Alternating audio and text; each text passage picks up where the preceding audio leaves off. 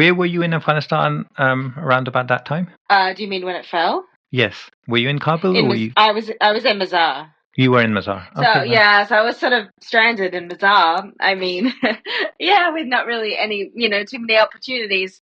Unlike Kabul, I mean, there was obviously resources and things there, Yeah. but yeah, in Mazar, it was sort of a little bit of a you're on your own, Oh, figure it wow. out. And also, so after the U.S. withdrawal, you remained in Afghanistan for another 4 months or so. Um, what's your experience witnessing firsthand the emergence of the Taliban? Um, how do you see it all? Is it an here we go again? Do you think anything's changed in terms of the attitude of the Taliban movement, the Taliban themselves? Yeah, Have they matured? I think at first, in that first month, I'd say there was a semblance of hope, maybe that things were going to be different than they were in the 90s. The Hmm. Taliban tried to certainly portray this sense of openness, willingness, hence why they gave me permission to be there and stay. They wanted reporters to come in, they wanted stories. I think that they thought that they could really change the international narrative that people had of the Yeah. Taliban, and I think, and I certainly tried to be as open-minded as I could, um, in listening and trying to piece together what was happening. And certainly that first month, yeah, there was a huge sort of amount of freedom, and they, sort of pretended that they were going to be a lot different than they were. But Yeah. I think that quickly disintegrated, and really after that first month, you started to see crackdown in the sense of then just not being allowed to do interviews anymore. You started just everything changed, I think. Why was that, do you think? Was that because of they were surprised by the attitude of the global community that they didn't get the response they were expecting? I do. I think that was definitely part of it. I think that they thought that everybody would suddenly, I mean, the Taliban has never been formally recognized, and Hmm. that's what they want. That's what they're desperate for, Yeah. to be legitimized on the world stage, and that's something that they've never been able to achieve. And so I think they thought that they would get that, and I think fairly quickly realized that probably wasn't going to happen. So there was no point trying to, appease the situation. So whatever Supreme Leader says goes. I think there was sort of a fair bit of it, or there is still a fair bit of infighting between different factions of the Taliban in terms of what kind of hardline rule to go with. And I think that they very quickly just kind of gave up and were like, we're going to do what we're going to do, and sort of went back to a lot of their draconian policies. And I did actually go back to Afghanistan in 2022, Okay.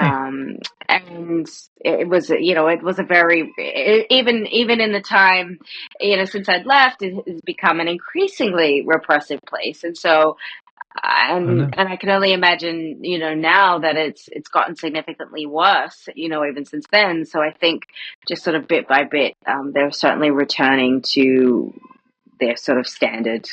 I think they held off a lot, yeah, in the beginning, held off on things like public floggings or executions or stoning, things that were very commonplace with the Talibs in the 90s. I think they held off on that. But Yeah. I think sort of as time has gone on, they've slowly brought back a lot of those policies. Is this a completely new generation of the Taliban, or are some of the top leadership the same as what we had before under Mullah Omar?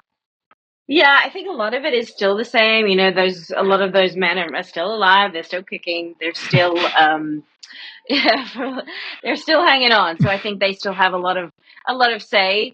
And in some ways, the younger Taliban, they're not really any different. They've Hmm. lived very sheltered lives, often in small villages.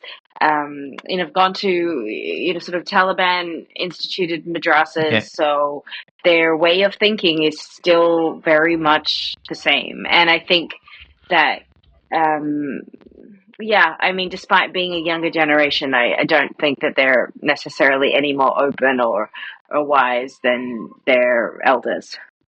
I think maybe one of the biggest challenges the Taliban are facing and are going to likely to be facing is that they're cash starved, and how are they going to run the economy of the country? At the end of the first Taliban era, they were pretty much had a opium trade and everything pretty much established. So as bad as that was, it was something that they were successfully managing. But how are they managing the economy now? Like, what's going on in terms of the finances? Well, to be honest, the Taliban is certainly imperfect and corrupt, but I think that there's nowhere near the scale of corruption that existed under the previous government. Really, the previous government, and to me, that was really the root cause of Afghanistan's downfall, was the level of corruption.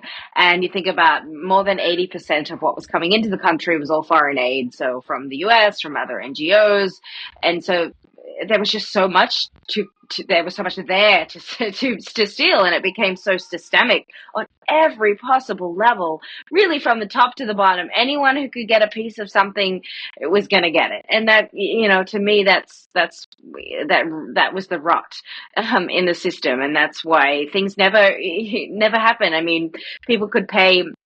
If someone could get a grant for $100 million to build a road, they would take most of that, maybe subcontract to someone, and then in the end of the day, some cheap materials were coming in from China with cheap labor, and the road fell apart in 2 months. But it just, that was the way it was. And so I certainly think, obviously, the money there to sort of steal isn't there with the Taliban, but also that I think that was one of the things that maybe they won people over with in the beginning, was this sort of promise to be less corrupt. And I certainly, in my experience there, haven't seen the same levels of corruption as I did in previous government. So therefore, that's already kind of one step, so to speak, in a better economic direction. But because of that corruption not existing so prevalently, Taliban has been much more successful at instigating taxes, things like you pay for parking in Kabul now, which was unheard of before, or if you did, it was more just a bribe.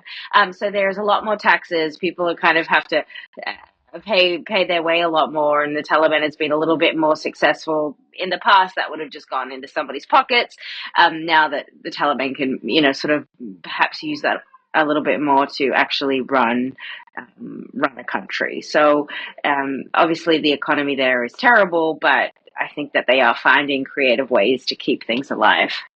That's really interesting. It's kind of a little bit reflection of how they entered the first time around, when there was so much violence and corruption everywhere.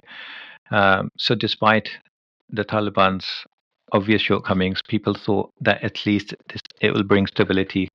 And that's what Mullah Omar, that's what he promised. That's how he would sort of go to these villages and promise people that all these, corrupt, whoever was in power, that he was going to come in and be their savior. And that narrative still, I think, has prevailed. Exactly. Also, I was reading that I think you've been fortunate enough to interview most of the main stakeholders within Afghanistan, and maybe even in the region, the surrounding countries.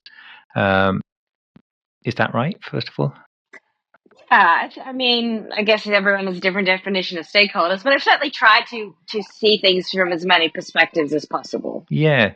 So what do you think, like, from your experience, what do you think is the ultimate solution for the ongoing constant conflict within Afghanistan? Do you see any light at the end of the tunnel?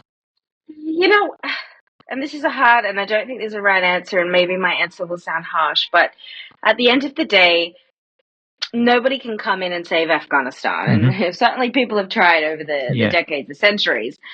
Afghans have to do this themselves. And I think what was most shocking to me during that fall period was seeing people run away the way that they did. It was heartbreaking, to be honest. And I remember just seeing people just leave a base, in the days before the fall, and just walk off. And I remember asking soldiers, "What are you doing?" And they said, "We're leaving."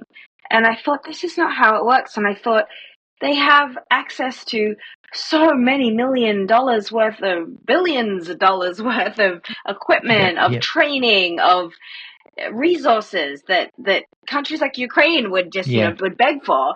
Afghanistan had all of that, and they abandoned that because they didn't, at the end of the day, the blunt assessment is, you didn't want to fight.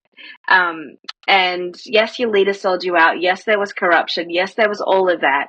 But at the end of the day, if the people on the ground are not willing to fight, to stand up, to rally, there's no winning, and nobody can come in and fight for you. The Americans can't do that. Russians can't do that. You have to fight yourself, and I don't know if or when or what it will take, but that has to be an Afghan job at this point. I just don't think there is a way that any sort of foreigners can come in. I think if Afghanistan is willing to, if the men of Afghanistan are willing to stand up in masses, that is the only way. And I don't know if we'll ever see that anytime soon.